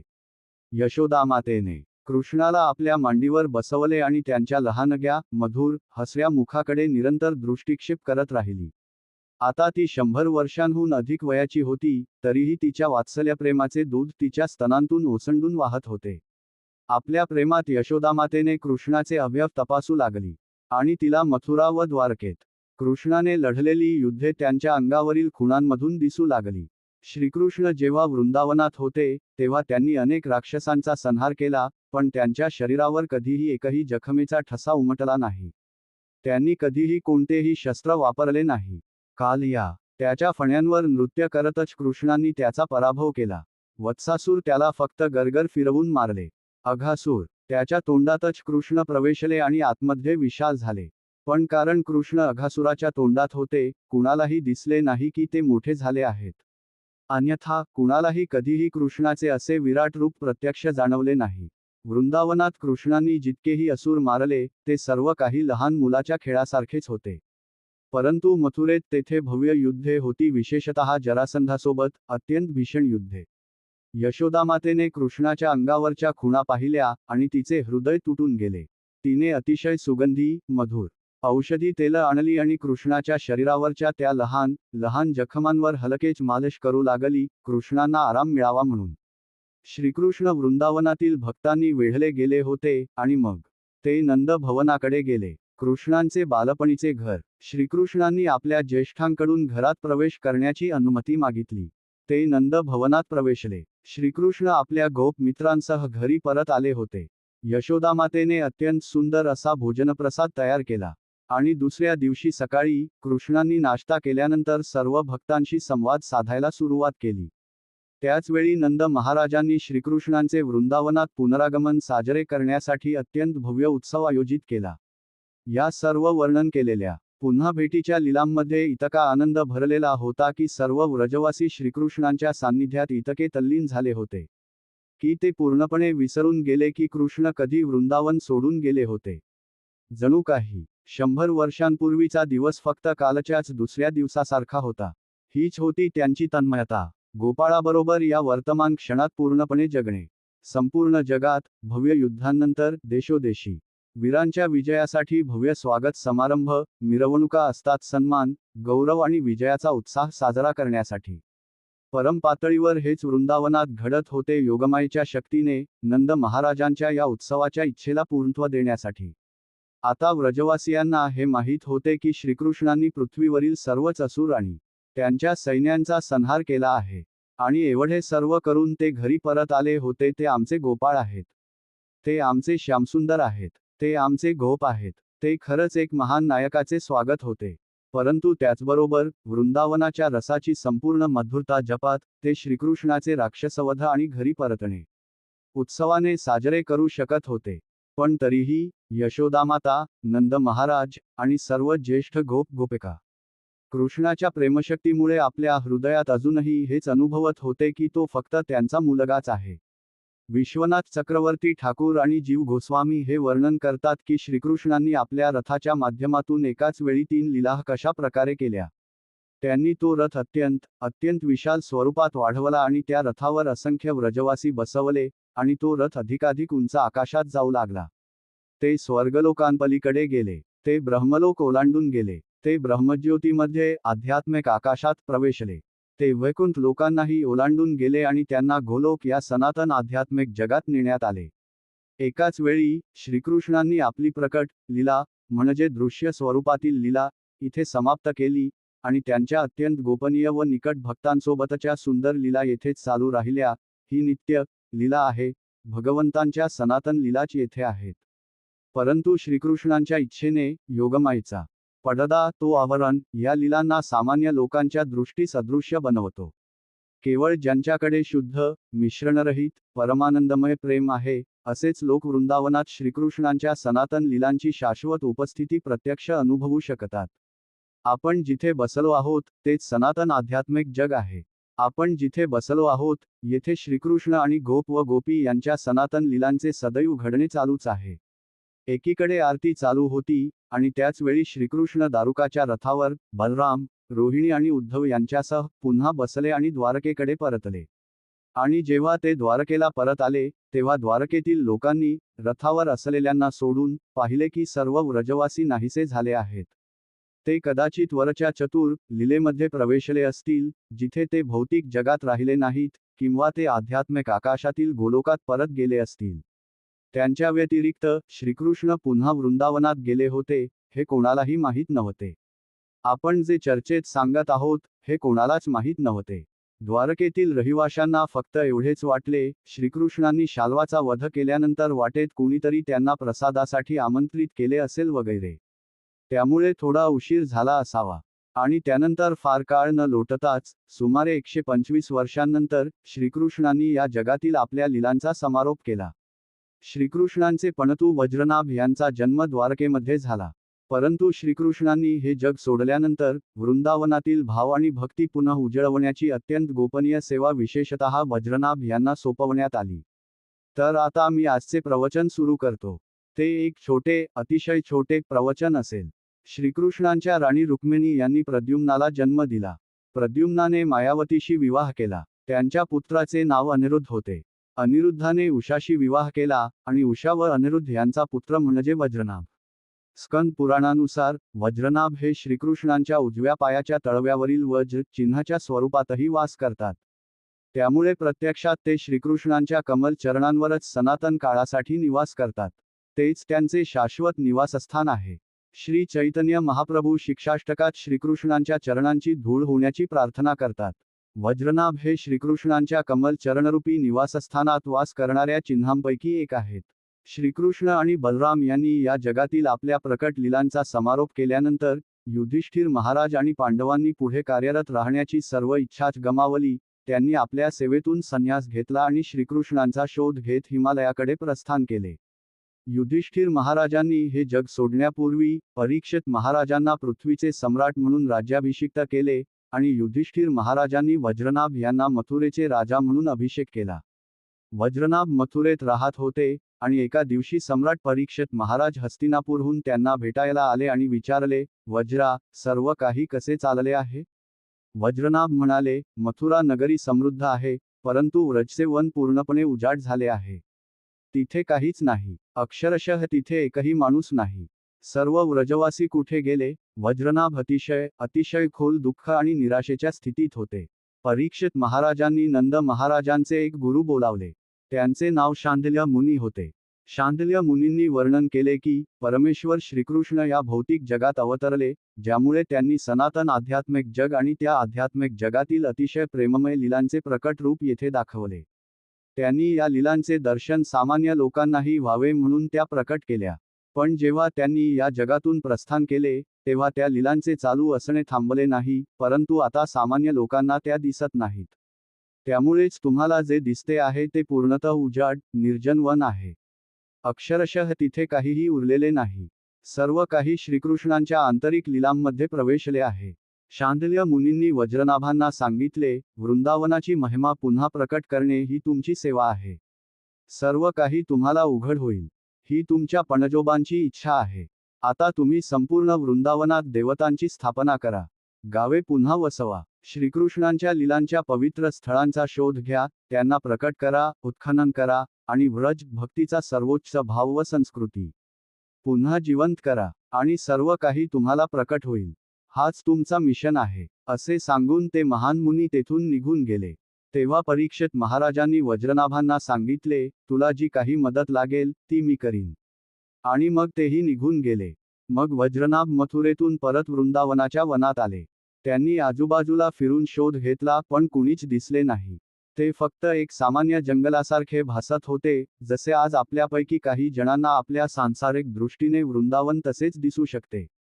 परंतु वज्रनाभांची दृष्टी सांसारिक नव्हती. ते शोधत राहिले आणि प्रार्थना करत राहिले. परंतु शेवटी त्यांना स्वतःला पूर्णपणे निराश आणि असहाय्य वाटू लागले. ते यमुनेच्या काठी आले आणि एका कल्पवृक्षाखाली बसले. तेथे सर्व जीवांप्रती करुणेने, आपल्या महान पणजोबांप्रती आणि त्यांच्या सर्व भक्तांप्रती प्रेमाने ते रडू लागले. खरं सांगायचं तर, जेव्हा मी गोपाळ चंपूमध्ये ही कथा वाचली, तेव्हा मला श्रील प्रभुपाद आठवले. जेव्हा ते बटलर, पेनसिल्व्हेनिया आणि न्यूयॉर्क शहरात आले होते, तेव्हा ते आपल्या गुरु महाराजांचे मिशन पूर्ण करण्यासाठी अतिशय प्रयत्न करत होते, परंतु सर्व काही अपयशी ठरत असल्यासारखे वाटत होते. परिस्थिती पूर्णपणे निराशाजनक आणि असहाय्य भासत होती. त्याचप्रमाणे वज्रनाभ जेव्हा कल्पवृक्षाखाली रडत होते, तेव्हा त्यांनी एक आवाज ऐकला. त्या आवाजाने म्हटले, वृंदावन तुम्हाला प्रकट होईल. त्याच क्षणी वज्रनाभांच्या डोळ्यांसमोर वृंदावनाचे सनातन आध्यात्मिक लोक, त्याच्या सर्वोच्च आणि पूर्ण वैभवाने त्यांना प्रकट झाले. आणि त्यांनी ती स्थळे उत्खनन करून सामान्य लोकांसाठी पुन्हा प्रकट केली. हीच ती सेवा होती, जी शांडिल्य मुनींनी वज्रनाभांना आपले प्राण आणि आत्मा म्हणून स्वीकारण्यास सांगितली होती. वृंदावनाला असे तीर्थक्षेत्र बनवा की सर्व ठिकाणांहून सर्वसामान्य लोक येथे येऊन श्रीकृष्णांची उपस्थिती अनुभवू शकतील आणि श्रीकृष्णांची भक्ती वाढवू शकतील. वज्रनाभांनी असंख्य देवतांची स्थापना केली, त्यांपैकी 16 विशेषतः प्रमुख होत्या. मथुरेमध्ये देव, गोविंद देव, आदी देव, बलदेव, आदिकेशव देव, 4 देव, 4 महादेव, गोपीश्वर महादेव, भूतेश्वर महादेव, कामेश्वर महादेव, चक्रलेश्वर महादेव, 4 देवी, वृंदा देवी, योगमाया देवी, पाताळा देवी, मानस देवी, 2 नाथ, गोपनाथ, श्रीनाथ, 2 गोपाल, मदन गोपाल, साक्षी गोपाल जे पुढे ओडिशाला नेण्यात आले. यांशिवाय अनेक इतर देवतांचीही स्थापना झाली, परंतु या देवता व्रजभूमीच्या प्रत्येक दिशेत विशेष महत्त्वाच्या होत्या. वज्रनाभांनी जे केले, ते म्हणजे त्यांनी वृंदावनाचे पूर्ण वैभव सर्व काळासाठी तीर्थक्षेत्र म्हणून पुनर्स्थापित केले. आणि त्यांनी ते असे पुनर्स्थापित केले की, वृंदावन पुन्हा एकदा संपूर्ण विश्वातील प्रेम आणि भक्तीने परिपूर्ण, सर्वात सुंदर आणि आध्यात्मिक शक्तीने भारलेले स्थान बनले. परंतु कालांतराने, सुमारे 4000 वर्षे लोटल्यानंतर, कालाच्या स्वाभाविक प्रभावामुळे जवळजवळ सर्व स्थाने विस्मरणात गेली. आणि त्याच काळात श्री चैतन्य महाप्रभू वृंदावनात आले. त्यांच्या महान मिशनपैकी एक म्हणजे वृंदावनाची महिमा संपूर्ण जगाला पुन्हा प्रकट करणे. जेव्हा भगवान चैतन्यांनी गया येथे श्री ईश्वरपुरींकडून दीक्षा घेतली, तेव्हा दीक्षेनंतर त्वरित ते वृंदावनाकडे धावू लागले. परंतु आकाशातून एका देवतेचा आवाज आला आणि तो म्हणाला, तुमचे मिशन हरनाम संकीर्तन आंदोलन स्थापन करणे आहे. याच उद्देशासाठी तुम्ही अवतरले आहात. वृंदावनात तुम्ही नंतर जाऊ शकता. म्हणून ते नवद्वीपला गेले आणि हरनाम संकीर्तन आंदोलनाची स्थापना केली. त्यानंतर त्यांनी कटवा येथे केशव भारती महाराजांकडून संन्यास घेतला. संन्यास व दीक्षेनंतर त्यांना दंड देण्यात आला आणि श्रीकृष्ण चैतन्य हे नाव देण्यात आले. ते म्हणाले, मी वृंदावनात जाणार आहे, आणि ते वृंदावनाकडे धावू लागले. नित्यानंद प्रभूंना माहीत होते की नवद्वीप आणि शांतीपूरमधील भक्त वियोगाने व्याकुळ झाले आहेत, म्हणून त्यांनी प्रभू चैतन्यांचे मन वळवून त्यांना पुन्हा मागे वळवले. आणि शांतीपूरमध्ये तेथून वृंदावनात जाण्याचा त्यांचा विचार होता. परंतु त्यांची आई, सची देवी, आपल्या मातृहृदयाने निमाईकडे पाहू लागल्या. त्यांचे सुंदर केस नाहीसे झाले होते, आणि त्यांचे सुंदर वस्त्र संन्याशाच्या साध्या, निर्विकारी वस्त्रांनी बदलले होते. ती रडू लागली, आणि निमाई आपल्या आईसमोर नतमस्तक झाले. आईच्या प्रेमाने ते पूर्णपणे भारावून गेले होते. ते म्हणाले, संन्यास स्वीकारून मी मोठी चूक केली. माझे हे शरीर तुमचेच आहे. तुमच्या इच्छेविना मी असे कसे काय करू शकलो? आता तुम्हाला आवडत असेल, तर मी तुमच्याजवळच राहीन. सची देवी म्हणाल्या, मला तुझ्यासाठी जे सर्वोत्तम आहे तेच हवे आहे. तू माझ्याजवळ राहू शकत नाहीस. पण जर तू वृंदावनात गेलास, तर मला तुझे लीलावर्णन कधीच ऐकू येणार नाही. तुझी काळजी कशी आहे, हेही मला कधी कळणार नाही. पण वृंदावनातील तोच श्रीकृष्ण पुरीमध्ये भगवान जगन्नाथ म्हणून वास करतो. आणि आम्हाला खूप आनंद आहे की पुरीतील भगवान जगन्नाथांचे एक महान पुजारी, रामकुमार महाराज, जे आमचे अत्यंत चिंतक, प्रेमळ मार्गदर्शक आणि मित्र आहेत, ते आमच्या यात्रेत सहभागी होण्यासाठी येथे आले आहेत. आणि भगवान जगन्नाथांच्या कृपेने, आज रामकुमार महाराजांचा वाढदिवस आहे. म्हणून श्रीकृष्ण पुरीला गेले, पण तरीही वृंदावनाला पुन्हा एक पवित्र तीर्थक्षेत्र म्हणून प्रस्थापित करणे हे त्यांच्या मिशनमधील एक अत्यंत महान ध्येय होते. त्यांनी श्री रूप गोस्वामी आणि श्री सनातन गोस्वामी यांना आज्ञा दिली. त्यांना वृंदावनात जाण्याचा आणि आयुष्यभर तेथेच राहण्याचा अधिकार आणि जबाबदारी दिली. मंदिरे उभारण्यासाठी आणि देवतांची पूजा प्रस्थापित करण्यासाठी वज्रनाभांनी सुमारे 4500 वर्षांपूर्वी स्थापन केलेल्या हरवलेल्या प्राचीन देवतांचा शोध घेण्यासाठी, पवित्र स्थळांचा पुनर्शोध व उत्खनन करण्यासाठी, सर्व वेदांचा सार काढून वैष्णव साहित्य रचण्यासाठी आणि वृंदावनात शुद्ध भक्ती भगवंताच्या सर्वोच्च प्रेमस्वरूप प्रेमाची स्थापना करण्यासाठी, तसेच आपल्या आचरणातून आणि स्वभावातून खऱ्या भक्तांचे गुण प्रकट करण्यासाठी. भगवान चैतन्य महाप्रभू पुरीमध्ये वास्तव्य करत होते, पण त्यांचे हृदय नेहमी वृंदावनात जाण्यासाठी व्याकुळ असायचे. अनेक वेळा वृंदावनात जाण्याचे प्रयत्न करूनही आणि भक्तांनी त्यांना पुरीत थांबवण्यासाठी अनेक प्रयत्न केल्यानंतर ते प्रत्यक्ष जाण्याआधी रूप आणि सनातन यांना उपदेश केल्यानंतर त्यांना परत यावे लागले. रामकेली येथे त्यांनी त्यांची भेट घेतली, परंतु त्यांच्या सोबत लाखो लोक वृंदावनात येत होते, म्हणून त्यांना पुरीला परतावे लागले. सनातन गोस्वामी म्हणाले, जर तुम्ही एवढ्या लोकांसह गेलात, तर तुम्हाला वृंदावनाचे एकांतमय सौंदर्य खऱ्या अर्थाने अनुभवता येणार नाही. म्हणून ते पुरीला परत गेले आणि आपला वृंदावनात जाण्याचा उत्कट आकांक्षेचा भाव रामानंद राय आणि स्वरूप दामोदर यांना व्यक्त केला, आणि त्यांची परवानगी मिळाल्याशिवाय आपण जाणार नाही, असे त्यांनी सांगितले. त्यांची परवानगी मिळाल्यानंतर वल्लभाचार्य, जो त्यावेळी एक अगदी नवीन भक्त होता, यांच्यासह त्यांनी तो ऐतिहासिक प्रवास आरंभला, वृंदावनाकडे जाणारी ती पायपीट यात्रा. आपल्यापैकी काहीजण विमान, रेल्वे किंवा गाडीने जातो. भगवान चैतन्य चालत गेले, आणि ती सोपी पायपीट नव्हती. ते झारखंडच्या घनदाट जंगलातून गेले, पण वृंदावनात जाण्याचा त्यांचा उत्साह अमर्याद होता. वृंदावनाकडे परत जाण्याची त्यांची आतुरता आणि अपेक्षा अपार होती. मथुरा आणि द्वारकेनंतर श्रीकृष्णांना जसे वृंदावनात परत जाण्याची तीव्र लालसा होती, तसेच म्हणूनच मी ही कथा आधी सांगितली. भगवान चैतन्य म्हणजेच श्रीकृष्ण, राधाराणींच्या भावाने अवतरलेले. पुरीमध्ये असूनसुद्धा ते सदैव वृंदावनाच्या वियोगभावात तल्लीन असत. आणि आता ते त्या दिशेने जात आहेत. आपल्या परमानंदावस्थेत त्यांनी दक्षिण भारतात भगवंताच्या प्रेमाचा परमानंद मुक्तहस्ताने वाटला. कोण पात्र आहे किंवा अपात्र याचा विचार न करता त्यांनी अनेकांना तो प्रेमभाव दिला. जंगलात त्यांनी हरणे, कीटक, वाघ, हत्ती, झाडे, झुडपे, वेली सर्वांनाच श्रीकृष्ण प्रेमाचा शुद्ध परमानंद दिला. ते सर्वांना आणि सर्व वस्तूंना हरिनामाचा जप करताना भक्तिभावाच्या परमानंदात रडायला प्रवृत्त करीत होते. आपल्यात मतभेद असतात. आपल्या स्वभावातील फरकांना आपण भांडणाचे कारण बनवतो. परंतु भगवान चैतन्यांनी खऱ्या भक्तांसाठी काय शक्य आहे हे दाखवून दिले. हरिणे आणि वाघ, त्यांचे स्वभाव तर पूर्णपणे भिन्न.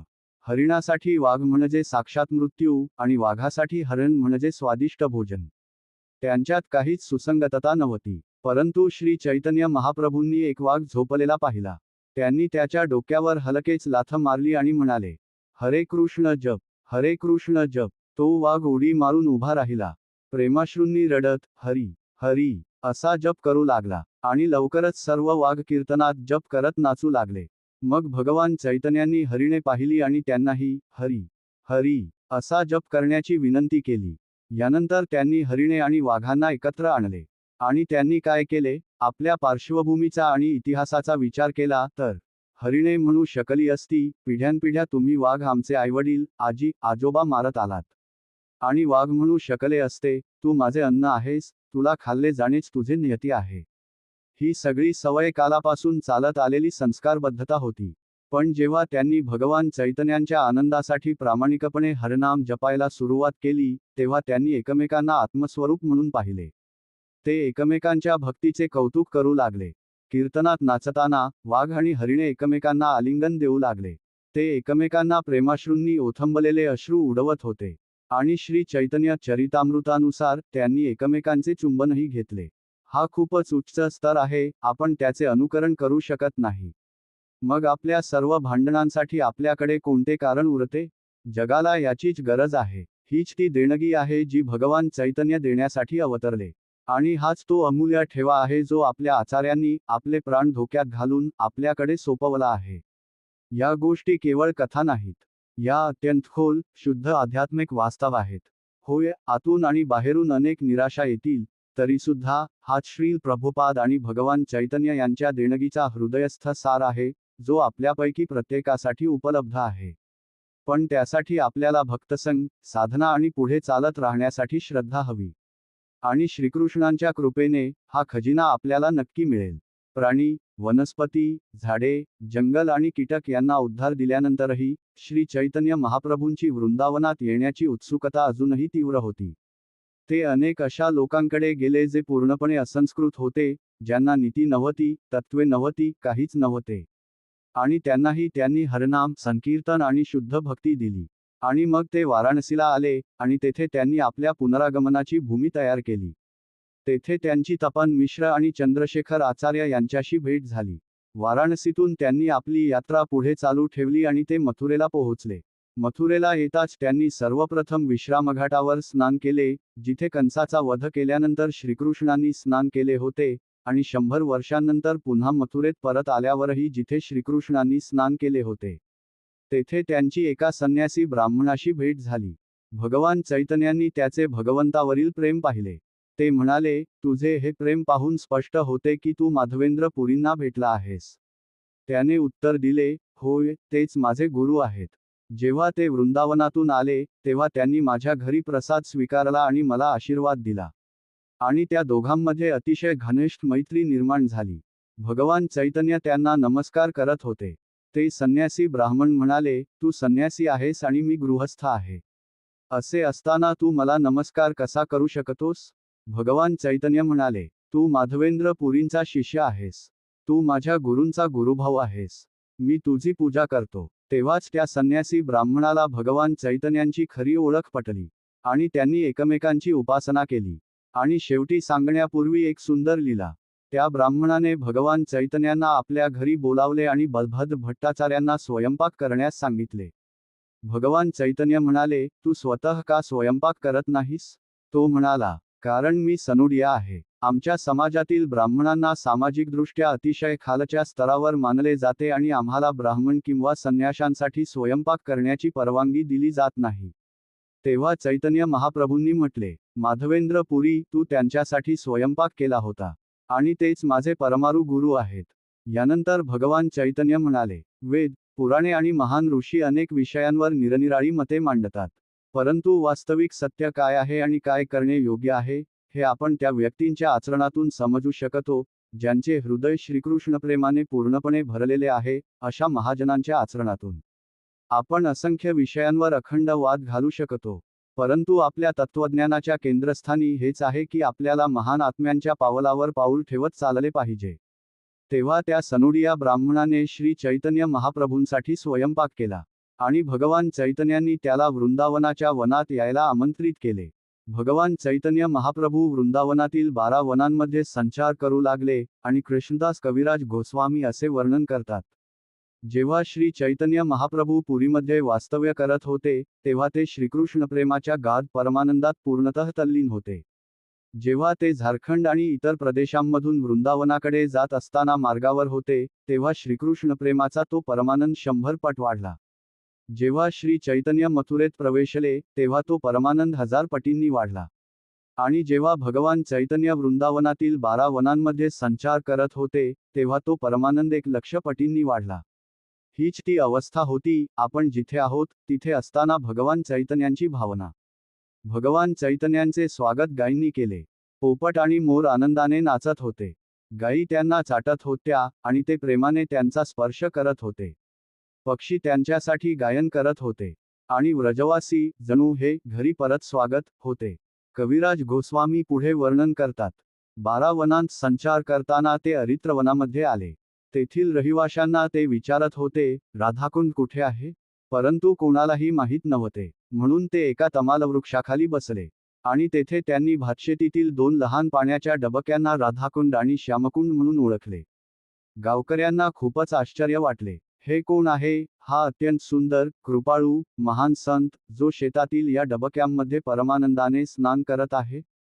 भगवान चैतन्यांनी राधाकुंडाची प्रार्थनांनी स्तुती केली आणि त्यास संपूर्ण विश्वातील सर्वोच्च स्थान म्हटले.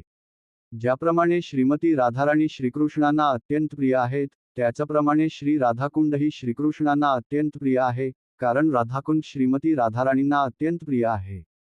आणि जो कोणी शुद्ध श्रद्धा आणि भक्तीने राधाकुंडात एकदाही स्नान करतो, त्याला श्रीमती राधाराणींसारखेच श्रीकृष्ण प्रेम प्राप्त होते. या प्रार्थना करताना ते रडत होते. ते पाण्यात स्नान करत होते. ते राधाकुंडाच्या काठावर नाचत आणि हरिनाम जपत होते. राधाकुंडाच्या मातीने त्यांनी आपल्या शरीरावर तिलक लावले. यानंतर ते त्या स्थानी आले, ज्यास चैतन्य चरितामृतात सुमनस सरोवर असे म्हटले आहे. आज आपण त्याला कुसुम सरोवर म्हणतो. आणि त्याच्या थोड्याच पुढे भगवान चैतन्यांना गोवर्धन पर्वताचे प्रथम दर्शन झाले. भगवान चैतन्यांनी परमानंदाच्या भावात दंडवत प्रणाम अर्पण केला. गोवर्धनाचा जो पहिला दगड त्यांनी पाहिला, त्याला श्रीमती राधाराणी श्रीकृष्णांशी पुनर्मिलनाच्या भावात त्यांनी मिठी मारली. मग ते मानसी गंगेत आले, तेथे स्नान केले आणि गोवर्धन परिक्रमा केली. गोवर्धन परिक्रमा स्वतः श्रीकृष्णांनी स्थापन केली होती, हे आपण पुढील दिवसांत ऐकू. भगवान चैतन्य महाप्रभूंना माधवेंद्र पुरींचे श्री गोपाल देवतेचे दर्शन घेण्याची तीव्र इच्छा होती. आज आपण जिथे बसलो आहोत, त्याच्या काही मिनिटांच्या अंतरावरच त्या काळी गोपाल देव वास्तव्य करत होते. परंतु श्री चैतन्य महाप्रभूंनी आपल्या भावात, आपल्या महाभावात गोवर्धन पर्वताचा प्रत्येक दगड श्रीकृष्ण म्हणून पाहिला. केवळ श्रीकृष्णच नाही, तर श्रीकृष्णांचे सर्वात महान, सर्वात निकट भक्त म्हणून. म्हणूनच ते गोवर्धन पर्वताच्या कोणत्याही भागावर आपल्या पायांचा स्पर्शही होऊ देत नव्हते. आणि याच्याशी संबंधित एक अत्यंत सुंदर लीला आहे. भगवान चैतन्य गोविंद कुंडाला गेले. तेथे त्यांनी गोपालाच्या दर्शनाच्या वियोगभावावर ध्यान केले.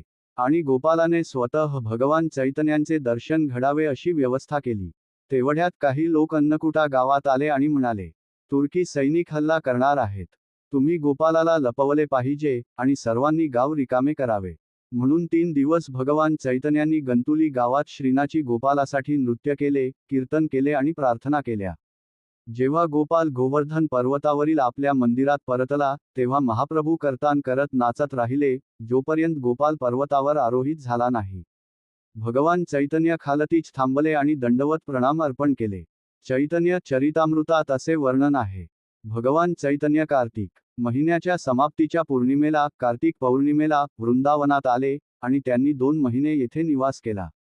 हे अत्यंत रोचक आहे. उद्धव वृंदावनात 2 महिने राहिले. दीर्घ वियोगानंतर श्रीकृष्ण वृंदावनात परत आले, तेव्हा तेही 2 महिने येथे राहिले. आणि श्री चैतन्य महाप्रभूही येथे 2 महिनेच राहिले. येथून ते कधी निघून कसे गेले असतील? सर्वांवर असलेल्या त्यांच्या प्रेमामुळे आणि करुणेमुळे, ज्याच कारणासाठी श्रील प्रभुपादांनीही वृंदावन सोडले. भगवान चैतन्यांनी वृंदावनाचा निरोप घेतला. त्यांनी हरिनाम संकीर्तन आंदोलनाला प्रेरणा देण्यासाठी आणि जगन्नाथ पुरी व बंगालमधील भक्तांच्या प्रेमाला प्रत्युत्तर देण्यासाठी वृंदावन सोडले, असे वर्णन आहे. असंख्य व्रजवासी भगवान चैतन्यांना आपल्या घरी आमंत्रित करत होते. बलभद्र भट्टाचार्य यांच्यावर ती जबाबदारी होती आणि ते पूर्णपणे गोंधळून गेले होते. व्रजवासींना दुखवायचे नव्हते, पण भगवान चैतन्य कोणाच्याही घरी जात नव्हते. म्हणून त्यांनी भगवंतांना सांगितले, मी अत्यंत चिंतेत आहे. माझ्यावर प्रचंड दबाव आहे. मला काय सांगावे तेच समजत नाही. आपल्या सेवकाची सेवा करण्यासाठी भगवान चैतन्य वृंदावन सोडण्यास तयार झाले. परंतु ते प्रस्थान किती अद्भुत होते. श्री चैतन्य महाप्रभूंनी वृंदावन सोडल्यानंतर ते प्रयागला गेले. तेथे त्यांनी रूप गोस्वामीशी 10 दिवस संवाद साधला. वाराणसीमध्ये त्यांनी सनातन गोस्वामींशी 2 महिने संवाद केला. त्याच भेटीदरम्यान भगवान चैतन्यांनी प्रकाशानंद सरस्वती आणि सर्व मायावादी संन्याशांचे महान वैष्णवांमध्ये रूपांतर केले. प्रयाग आणि वाराणसी येथूनच भगवान चैतन्यांनी पुन्हा एकदा रूप आणि सनातन यांना वृंदावनात परत जाण्याची आज्ञा दृढ केली. ते म्हणाले, तुम्ही मला पुरीमध्ये एकदा भेटू शकता. त्यानंतर त्यांनी तसे केले. पण मग ते येथे आले आणि पुन्हा कधीच गेले नाहीत. गोपाल भट्ट गोस्वामी दक्षिण भारतात लहान मुलगा असताना भगवान चैतन्यांना भेटले होते.